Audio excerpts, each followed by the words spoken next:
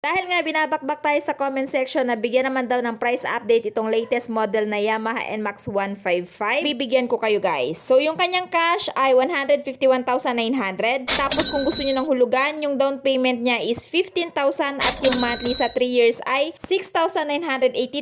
Sa 2 years ay 8,955 at sa 1 year na monthly na 14,858. Ang isa sa pinakamagandang selling point nito si Yamaha NMAX 155 latest model ay yung kanyang modern color, which is itong metallic blue, at na din itong mga special features kagaya ng anti-lock braking system, traction control system, keyless system, at yung kanyang stop and start system. Wala na din pangamba sa long ride na baka malobat ka dahil ito ay mayroon ng built-in charging port at napakalaki na din ang kanyang underseat storage at ready to mount na din yung bracket mo if ever mag-a-upgrade ka ng top box.